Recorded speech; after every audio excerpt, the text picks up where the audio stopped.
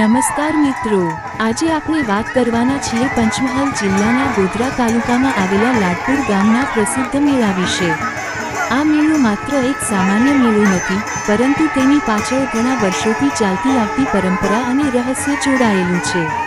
કહેવામાં આવે છે કે ઘણા વર્ષો પહેલા લાડપુર ગામમાં એક પવિત્ર સ્થાન હતું જ્યાં ગામના લોકો ભગવાન અને માતાજીની આરાધના કરતા।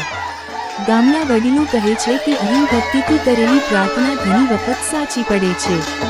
ધીરે ધીરે લોકો અહીં માનતા રાખવા લાગ્યા। કોઈ સંતાન માટે પ્રાર્થના કરે, કોઈ સુખ સમૃદ્ધિ માટે અને કોઈ મુશ્કેલીમાંથી મુક્તિ માટે। અને અચંબાની વાત એ છે કે ઘણા લોકો કહે છે કે તેમની માનતા અહીં પૂરી થઈ છે।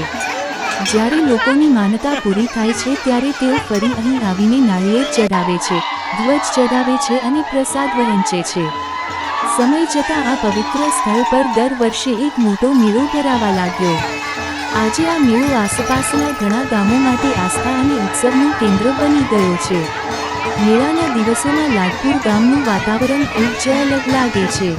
ગામના હજારો લોકો આવે છે।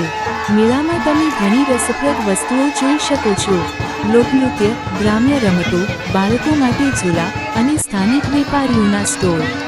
ખાસ કરીને ગામની પરંપરાગત ખાણીપીણી અહીં લોકો ખૂબ જ આનંદથી માણે છે। ગામના વડીલો કહે છે કે આ મેળાની પરંપરા ઘણી જૂની છે। કેટલાક લોકો તો કહે છે કે આ મેળો 100 વર્ષથી પણ વધારે સમયથી ભરાય છે। પરંતુ સૌથી રસપ્રદ વાત એ છે કે મેળાના દિવસોમાં ઘણા ભક્તો અહીં એક ખાસ આધ્યાત્મિક શાંતિનો અનુભવ કરે છે।